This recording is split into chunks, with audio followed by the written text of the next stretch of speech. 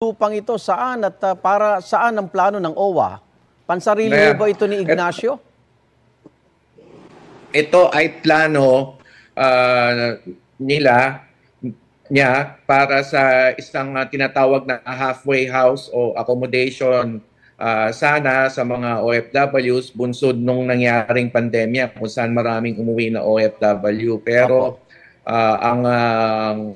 ang punto nga dito ay kung sana dito sa pangunahing aspeto na to, pangunahing panukala nito ay nakonsulta man lang ang board, ay napayuhan siya na hindi nararapat na magkaroon ng ganitong malawakang proyekto kasi nandiyan ang private sector para magbigay ng akomodasyon sa napakaraming posibleng OFWs na umuwi kung meron mang national or global emergency.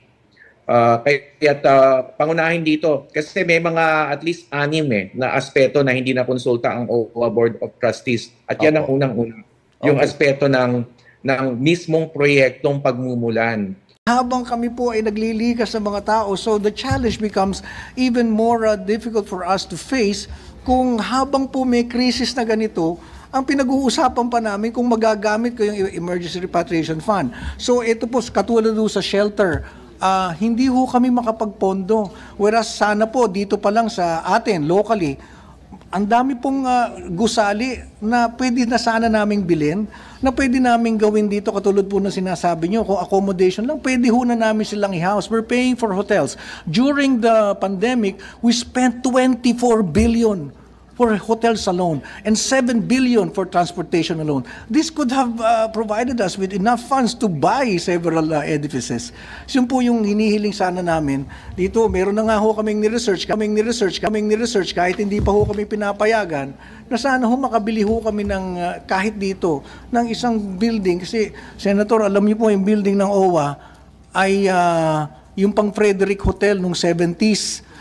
Yung home building where we are housed, wala ho kaming electrical plan, wala kaming plumbing plan because the building is so old. 3 tricycle lang ho ang pumarada ron, magsisikip na. So, ang hinihiling po namin, with the funds that we have, we can fully complement support to the DMW sa mga pangangailangan nila. And second, mas makakapagsilbi kami kaysa ho naiipit kami kung paanong gumasta because the fund is already with us. So, dun lamang po, passionately, we beg you to help us in terms of the flexibility that we ardently need. Para po naman, hindi ho kami na, pagka naman sinabi nyo, bakit ganyan lang yung utilization nyo? Oo. Walang problema doon, no, sir? And I agree with you, yung flexibility talagang tali. But on the other hand, it's a repatriation fund. So if something happens at yun ang maubos, delikado rin. Malaking dagok sa atin yun, no? So, tingin ko, ang isa sa nakikita kong solution is to come up with another item that would fall under that. Kasi kung dadaan ka pa ulit sa Kongreso to amend, mahirap po. Baka hindi, no? Baka pwedeng part of the MOOE or something. I don't know. Let's study carefully and please give us your Nag-submit po kami sa inyo. Give us ammunitions to help you. I think yun yung best way, no? If you're thinking of going back to Congress, amend the law, it's gonna take so long eh. So yun yung isang problema. So perhaps before we move to the plenary, let's think of something.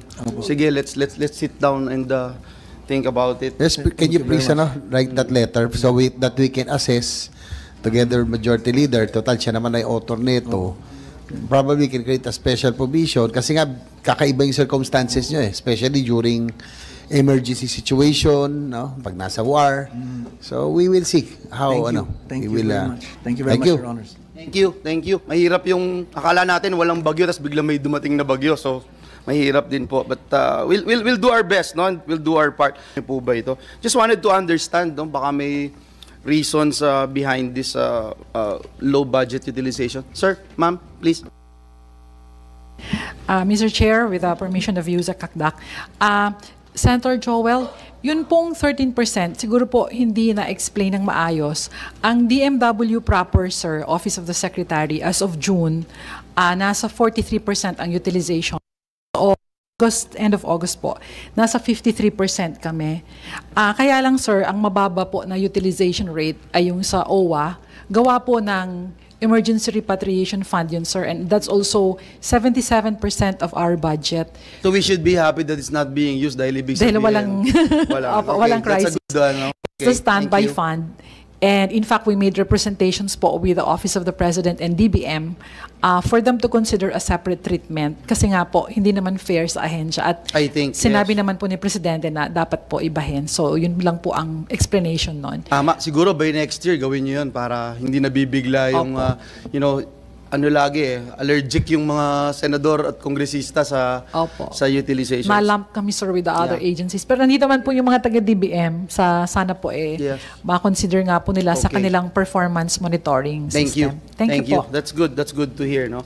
You wanna add something or you want us to add more funds? Hindi, sige.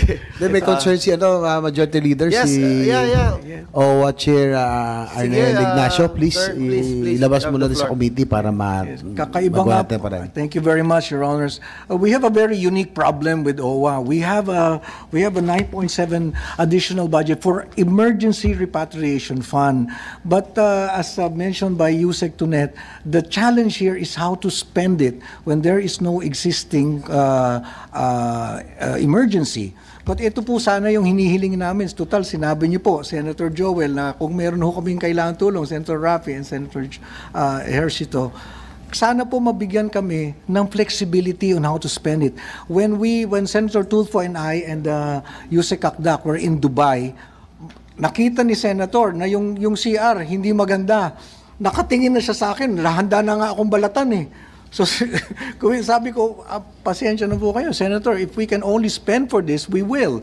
And OWA, with the flexibility that we're asking for, we can fully complement our support to the DMW sapagkat we're very much aware that ang DMW po ay nagbubuo. Ang OWA po ay buong-buo na.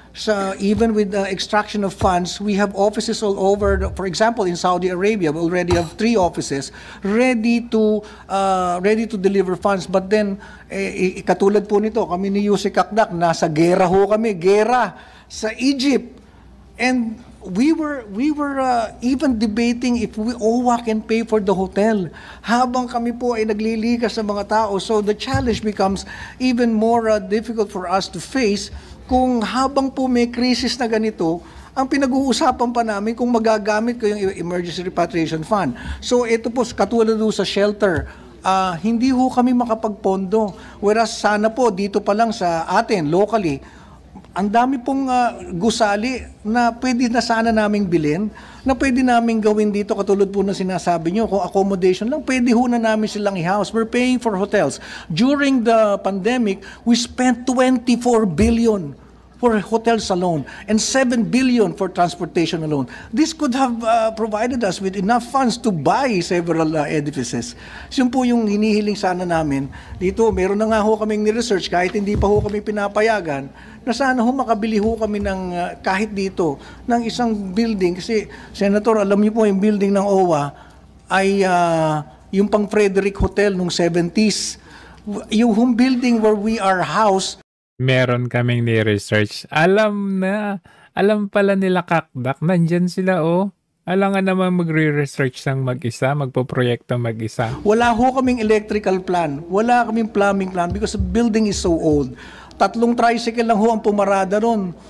Magsisikip na. So, ang hinihiling po namin, with the funds that we have, we can fully complement support to the DMW sa mga pangangailangan. Tumatango si Kaunan. Nila. And second, mas makakapagsilbi kami kaysa ho naiipit kami kung paanong gumasta because the fund is already with us. So, dun lamang po, passionately, we beg you to help us in terms of the flexibility that we ardently need. Para po naman, hindi ho kami na, pagka naman sinabi nyo, bakit ganyan lang yung utilization nyo? Oo. Walang problema doon, no, sir? And na politika.